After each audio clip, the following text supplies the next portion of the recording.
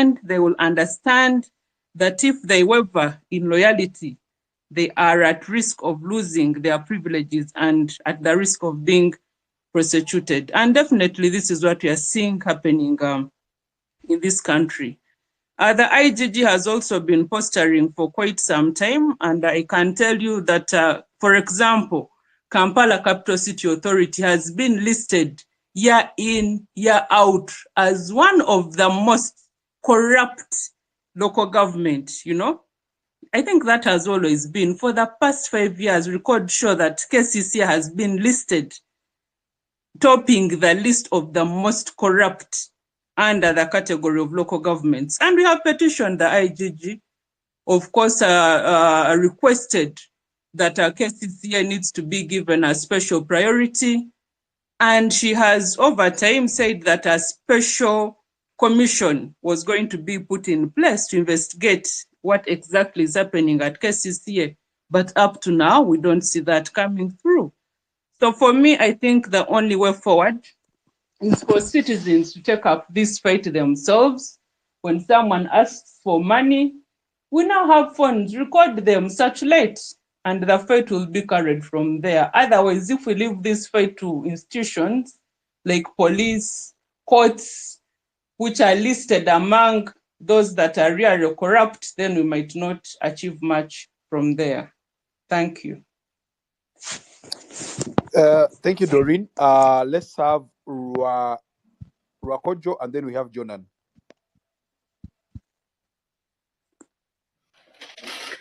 Yes, thanks, Toko, and everyone. And thank you to Agatha and our Madam Winnie, and everyone who spoke. I mean, we seem to be repeating ourselves. We all agree on so many things that are happening in regards to corruption in this country. So I will also given my understanding and how I look at the things. So as a country, we continue to see a change of weather in the way how our country systems operate. Everything is all around political, and things like corruption are one of the engines that drives and motivates the people in this country system. So look, this is at least what we know, and we agree. The president failed to crush corruption as he always threatens. And every Ugandan must know corruption drives his stay in power, like how my sister Nyanjura clearly stated. So that's to say, our representatives to parliament are given tokens to push the agenda. If it fails the way he wants it, he takes it to parliament. Something will be used, will go through using our very members of representatives we sent there. That's how they share the money. That's how corruption keeps on instilling in those institutions. To touch on the current arrests and probes on corruption, I can argue that this is yet another shakeup to throw the small fish under the bus when the big fish remains free. I believe that the arrests of the 3 members of parliament is simply ceremonial. That's why you saw them all covered in large smiles while appearing in court. The abduction, then that follows the abduction of one of the members who was given the bail, granted the bail. That was also a clear sabotage strategy from the top bosses or the untouchables.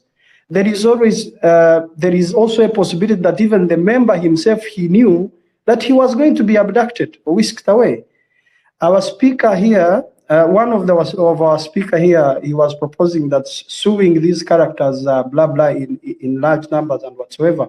But it's not helpful. The system protects them. The judicial system itself protects them. It protects them because the decisions are made from above, from somewhere. So, as a country, we have only to understand that this is the country we are living in. We will only continue to, handling them, to uphold them on the moral ground. Whoever we get news, whoever we we understand that he has been involved in a corrupt, some kind of corruption. Okay. We only have to hold them on moral grounds. Thank you. Thank you too. Who came in first? Nsubuga? No, I'd say Jonan. Jonan, please. First come in because you came in earlier. Yes, thank you, Toko. Good evening. Am I audible? Yes, sir, you are. Yes, thank you very much for these spaces. They help us really communicate what is happening in the country, and we shall not tire if it is the only option. But on these arrests, I really don't expect much. It's too cosmetic, and it's just the tip of the iceberg. They look for a few people to sacrifice and sanitize their name as they enter into the elections of 2026, basically legitimize their state. When you look at what is happening on the roads, the son of the president said he's going to deal with impunity and everything is somehow back to sanity. So you ask yourself whether we have a system, whether we have traffic people on the road and following the traffic laws and acts. Basically, it shows you a deep system breakdown. There's a video, a short video of, I think, a former leader or some diplomat, Japanese or Asian, I think. He always says that I've gone and I go to conferences and workshops. I've met leaders and countries of second and third, but I've met some countries and their leaders, they're in fourth world and it will take years for them to recover. I'll tag you on that video. So basically, when you look at what Agatha shared today, we are spending $500 million on a private house. The speaker stays in Kampala. She doesn't spend the most of the days in Bukedia. We are spending $500 million on her house lighting, the fence. She has gratuity, she has allowances, she has a good salary, she has emoluments in the constitution after she retires. But we are here. Like, that's more urgent. In the budget, they added a new bit of clothing and all that, around 500, her and the deputy. So we buy her clothing. Okay. Basically, you can't finish the rot that we have. So these arrests are cosmetic, arrest a few people, sacrifice a few people, generate discussions, media direct it in that direction, and we are working. But these budget cuts which are being talked about and allocations and deals which they have been doing with finance, you want to tell me the speaker and the deputy don't sit on those committees and MDAs that decide on those monies and allocations? Of course they do. But what happens? They go scotch free. So nothing. I don't expect a lot from this regime. I told you whatever they are doing is regime sustenance. Nothing more like fighting corruption or helping systems grow. Thank you very much. Thank you, Jonah. In the interest of time, I'm going to give each of the next people a maximum of 45 seconds because I have to close this space by exactly 9 p.m. So let's start with Nsubuga. Nsubuga, use 45 seconds. All right, thank you very much. I would like to tell Jonathan that was the lead of Singapore. He said that when he meets the lead of Uganda, he feels a man that whose country has failed. Okay, just to get back to my point, I would like to begin by saying that we should all accept that corruption is everywhere in Uganda. And even when we have members here who are corrupted. So when you go to banks, you find people that if you need a loan, you need to give in something before you receive a loan. When you go to hospitals, you see doctors who are requesting for money to treat patients. When you see the game of chess, is that there is a king and the knights are willing to be the knights are willing to protect the king at whatever cost. Me, I support whenever they get these MPs, what we are calling the small people. Whenever they get them and put them in jail, me, I support it, because maybe it will scare that loan officer in a bank that is taking some money to approve a loan to Mama Jane so that she can support her business. Maybe it will scare that nurse in the doctor in the hospital that she's refusing to help a patient because she needs some money before assisting. Maybe it will scare an office on the road. So until we are done with all these nights that they are using, that willingly accept to be used, so that they take money for the big dogs, the big people, and act as a face for all this corruption. You understand? So until we are done with all of them, then Okay. everybody would fear to associate with with those who are corrupted in this country. Thank you very much. Thank you. Kule Ronald.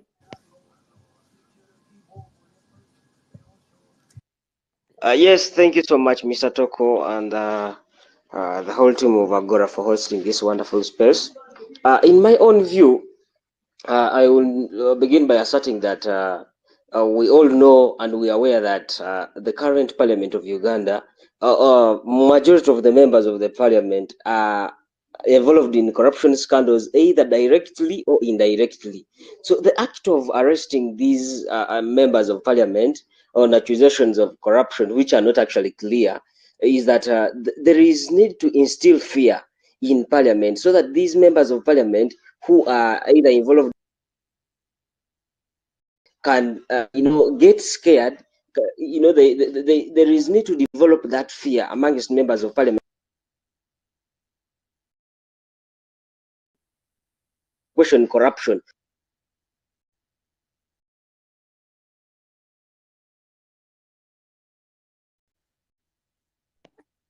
So the arrest of the members of Parliament is to simply instill fear, so that a member of Parliament who is either indirectly with him, who would question corruption, would actually get fear. Okay.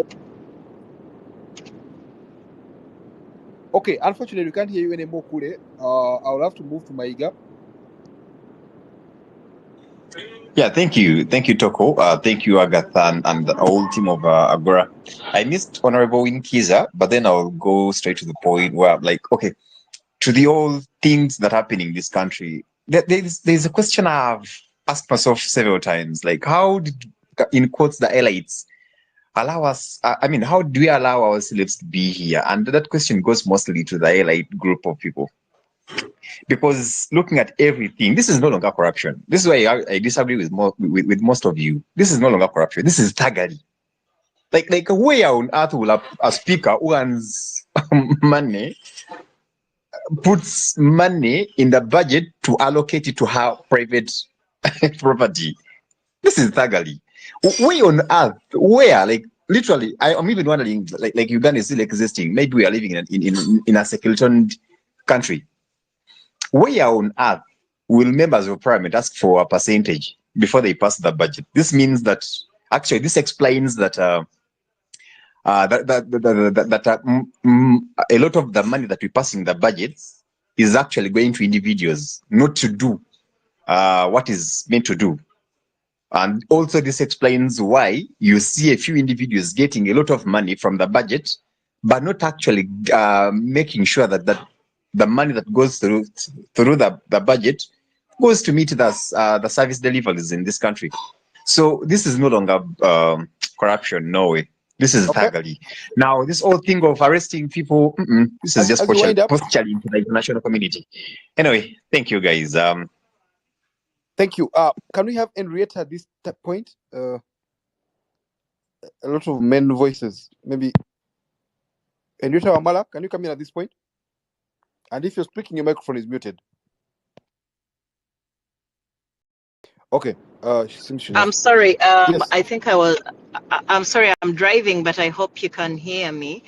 Thank you, Agatha and Agora, for providing this space, because it gives us a chance to voice out whether we agree with what is going on in Uganda or whether we disagree. And I think for some of us who are in the diaspora and have been following what goes on in Uganda, my personal opinion is if you want to change a system, you have to act. Regardless of whether you agree or disagree, if there is something happening such as corruption or thuggery, as the previous speaker has mentioned, you've got to act. You've got to get some people who are either doing bad to try and change the system. If those that have been arrested are the ones that are going to get you to the bigger fish, to actually change the status quo, do it. Sometimes you have to make an example to be able to clean out and weed out the bad, to bring back the good in a system. So those who have been arrested, those that are going to go and face the justice will, let them go. Let justice do its due diligence, and let us see who is going to come out winning at this. If it leads to the bigger fish that have to also be put in jail, so be it. But sometimes you need to have that example, like the previous speaker, I think it was in Subuga, said, and scare out those that are going to do the act. I think that's it. I enjoy listening to this space, and whether we agree to disagree, we at least have a chance to be able to talk and voice out our opinions. Thank you again. Thank you. Let's have the last two, Maurice and then Joseph. Unfortunately, we shall not take any more after that in the interest of time. Maurice. Thank you so much. Thank you so much, our moderator. I will be so brief because of the interest of time. I have 2 points to put across. One is about abductions. Abduction, I will speak from the legal point of view. For the fact being that I'm a lawyer, getting someone, abduction is getting someone by force or persuasion, but done in an illegal way. When we see what happened to Honorable Akamba last week, this week, and we see that this is coming back into play, like what happened in 2005, November 16th, of the Black Mambas. So the rights and freedom of people should be respected at every point. For example, if you are choosing someone of corruption, and the court has given a declaration or an order or has granted a bail, let it be like that. Because we are in a modernized world, we are not like that one of 2005. That one, maybe we are not developed like now, but if we are seeing we are going back, I'm so sad that Uganda is going backwards instead of going forward. And another point about corruption. Yeah, for me, I'm not government leaning, or I cannot be a support of this government until it leaves power, but I support the move they are making to hold those who are in a position of responsibility accountable. Arresting those members, yes, let me finish. Arresting those members, it is very true, it is very right, and should be done, and it should not be stopped. It should not be stopped there. I want to tell you that Rome was not built in one day. I know if they start from those MPs, they will reach on the bigger fish. Thank you. All right. Finally, Joseph, you have the opportunity of being the last speaker today. Yes, and thank you very much. Very grateful for this opportunity. Honorable Winnie, I'd like to address you directly because you're a politician and you're close to the citizens on the ground. I was privileged to be, part of anti-corruption radio debates while I was a young person based in Teso. And one of the things I found out is that our citizens on the in the grassroots have a very limited knowledge of what corruption is. You could tell from, the kind of questions that citizens were asking during those radio debates that there's very limited knowledge of, for example, what their role is in fighting corruption. And yet in many countries, you'll find that there are outstanding case studies of citizen-based anti-corruption efforts. So, for example, in some countries, you'll have public expenditure trackers on a community level where citizens can participate in tracking expenditure. So, for example, when Honorable Anita Among said she used 750 million to do a community workshop in Teso for just one day, there would be, for example, forms and audit forms and scorecards that citizens have on the grassroots to track that expenditure actually reached them. But why is it that in our country, that kind of engagement on a community level is limited? And the irony we have here is that these people that steal public resources are very, very popular on the ground. We have a Thanksgiving coming up on Friday. You all know where it's going to be in Masaka. And you'll be surprised that there's going to be tens of thousands of people there in that Thanksgiving, in spite of the fact that money was clearly stolen from the public. So, Honorable Winnie, how much can we do to engage citizens to understand, to join this effort? Because, this is a very useful platform, but we are speaking in the English language. How many people understand English? How many people have Twitter? But how much real action can happen on the ground in terms of citizens joining participatorily, in auditing and asking for accountability, even if it's as simple as, having public expenditure tracking on a community level. Okay. So I feel that this is where we are missing the point. Yeah. Okay. Thank you, Joseph. So, very much, yeah. Okay. Thank you, and thanks to all those that took the time to ask questions, to make comments, and we are glad that we had you. So I'm going to hand over to Agatha because my phone is about to black out. Agatha, please pick it up from here. Hi. So yes, thank you everyone for participating in this space. And I've had the question from the last speaker about how many understand English or how many even participate in these these discussions. But I think it's really better than not engaging at all. We can have, we can start from there and see if we can have collaborations with people that are in different places. But for now, I always think that even if we mobilize about 4 million people in Kampala metropolitan would have done enough. And I think we reach more than that in urban centers in other places. And yeah, so we can start there, but we welcome these ideas on how to make it bigger, to reach the wider population. But also to be more effective. I'm going to ask Honorable Winnie to conclude. If there were questions from the audience, to answer some of them that were Thank you so much to you. Yeah, but also who is behind the Agora account? Henry, can you also see if we still have Jude and you add him as speaker and we conclude the space? Thank you. Yes, over to you, Honorable. Thank you so much, Agatha, for putting this together. And I would like to thank all of you who are on the space. I would like to thank all those who have contributed, because really everybody is so passionate about the fight against corruption. I can understand the worry. I can understand the feelings of everyone, and I hear you. I know that each one of us here is pained because corruption costs us a lot. And going to the question that Joseph has asked, Joseph, I told you from the very beginning that President Museveni's leadership was systematic in ensuring that corruption gets entrenched into our society. It gets entrenched into all the aspects of leadership of his government, to the extent that when people ask for votes, that is the beginning point where corruption comes in. You will see people giving items. That is corruption.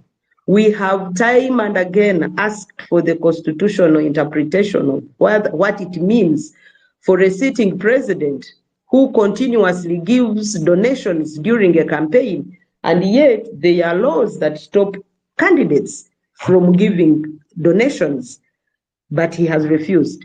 To that, there is limited information that is given to the voters themselves, to the extent that you will even find voters telling you, we need something to wet the throat.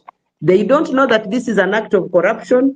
They don't know that by a candidate giving them money in a way is breaking the law, because to them that is not any problem.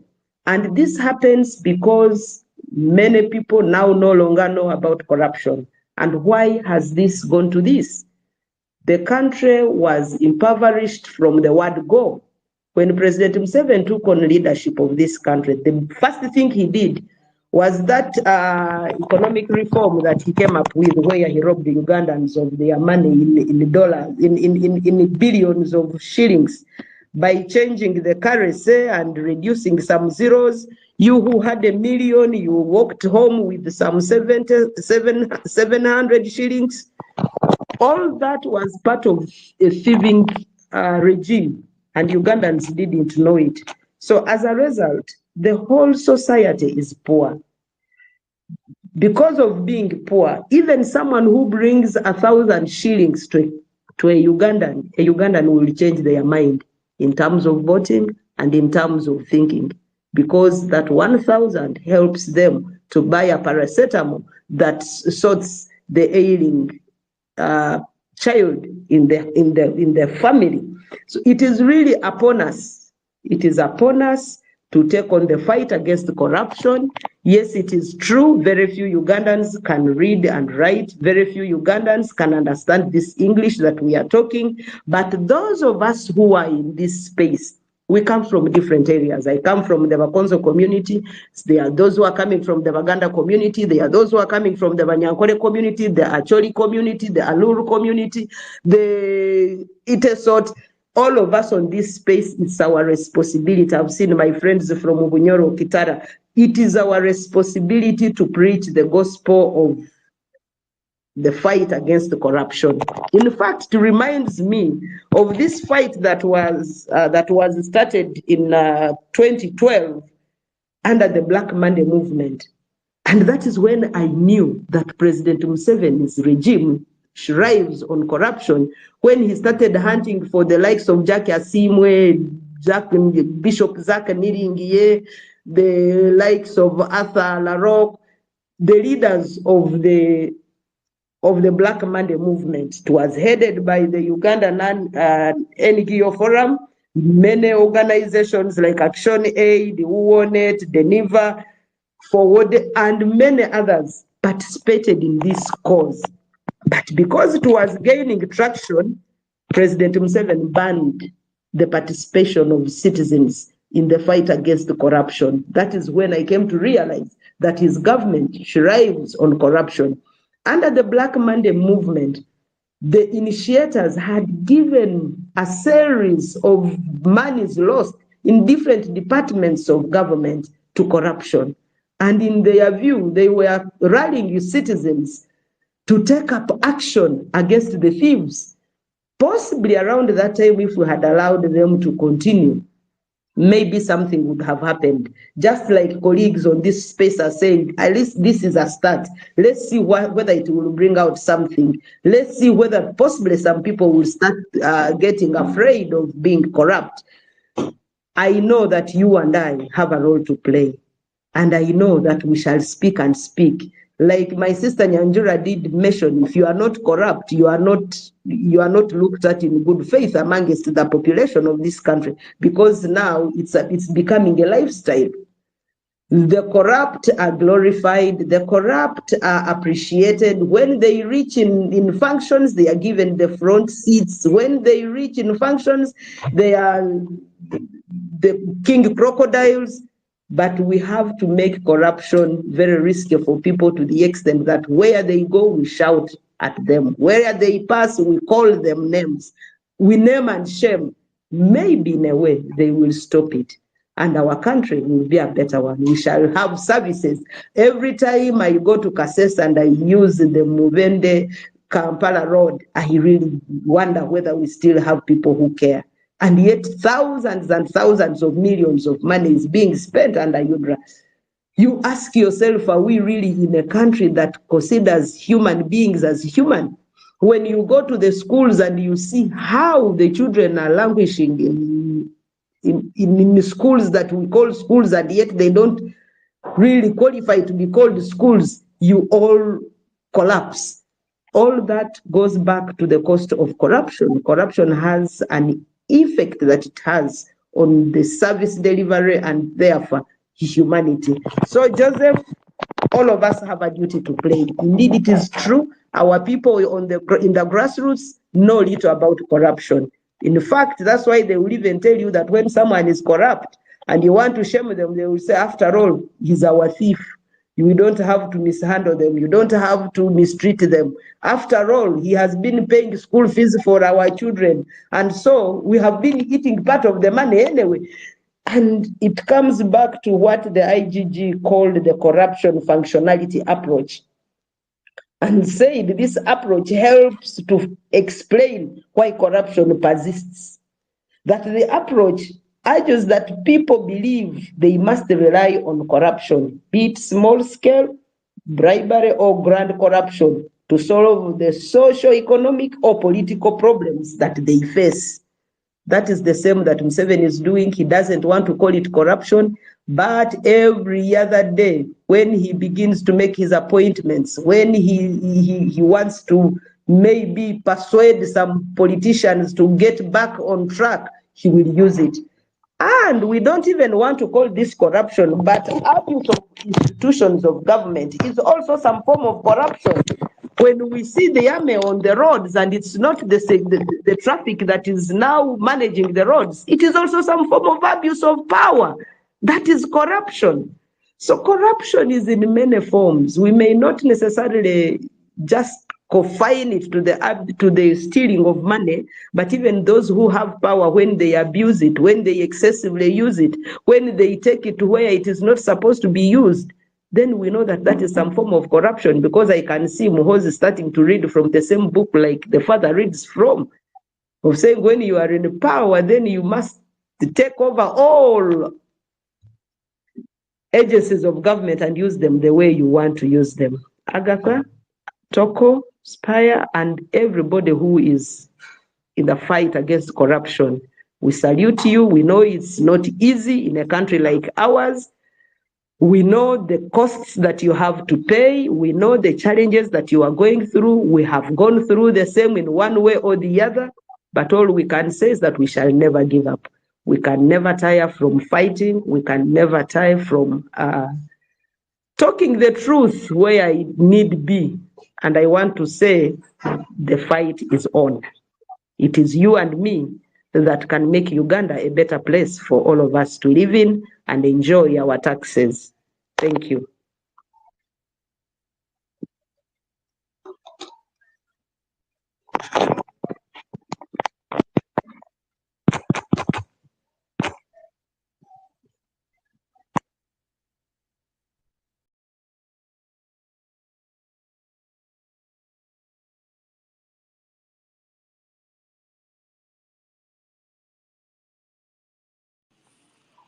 Yes, can we have Jude conclude?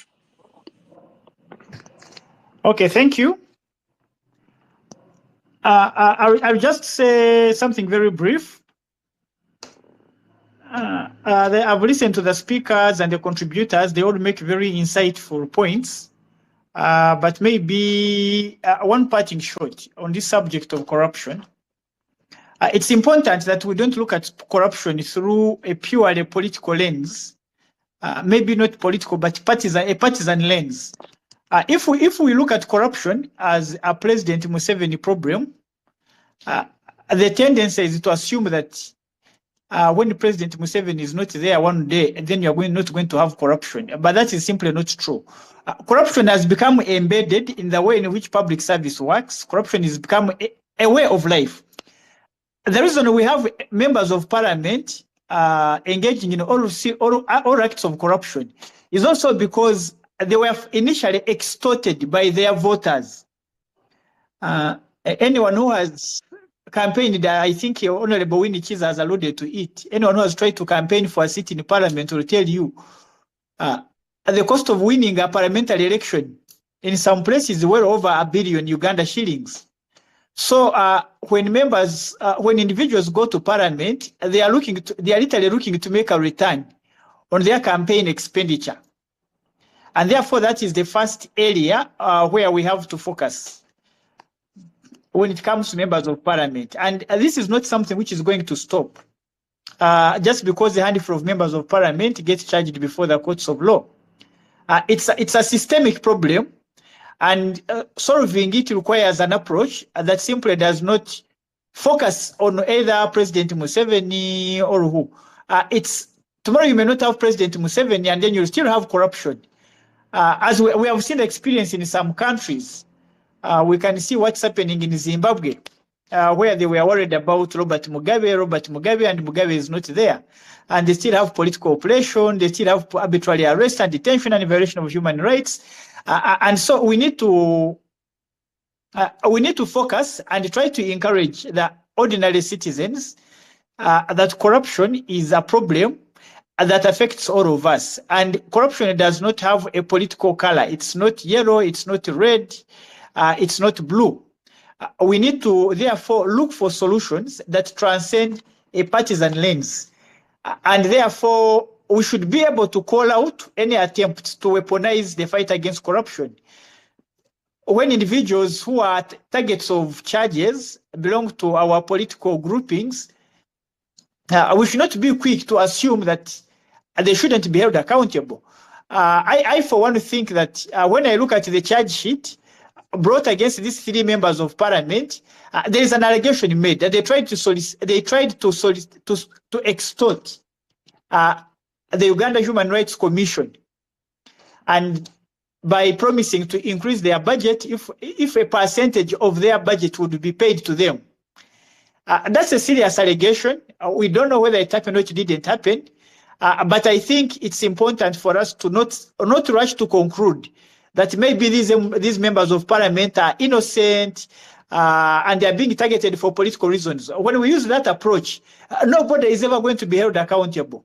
If someone is accused and there are credible allegations, we should let the law take its course. We should only be mindful that people who are accused of corruption are subjected to a due process, and we should speak out if we see the rights of suspects, such as the Honorable Akamba, being violated. But we should not lose focus on the fact that people engage in acts of corruption, and whether they are small fish or big fish, there is always someone to be charged, and that is okay. It happens for other crimes as well. There should always be a starting point. What we have to avoid is looking at all corruption allegations through a partisan lens. Then it will become impossible, because tomorrow, if someone who is of our political family is corrupt, we are going to try to shield them. And then maybe when it comes to the political side of corruption, we have to ask ourselves, if the ruling party has given us a bad example and is saddled with corruption all over, what about our opposition political parties, our leading political party, NUP, and the other political parties? Are they faring any better? Are they giving us better examples in the manner in which they run their internal affairs? Are they accountable? So we need to focus in a broad way, and we should encourage the ordinary citizens to also focus on anti-corruption efforts in a broad way that does not seek to simply use corruption as a political tool that we can use when convenient. I thank you very much. I thank the team at Agora, Toko, Agatha, and the rest. Thank you very much, everyone, for participating in these discussions. Yep, we wouldn't have them if the people were not as active as they are. We thank everyone that actually participates in the fight against corruption, against bad governance, against human rights violations, in whichever way everyone contributes. And I would like to encourage everyone, yes, that it's true, like Honorable Winnie said, like I had also said earlier, that the cost is really high. We were today trying to fundraise for an activist who lost a job because of activism and has not been able to get another because he has dared to go against powerful people and now can't feed his family.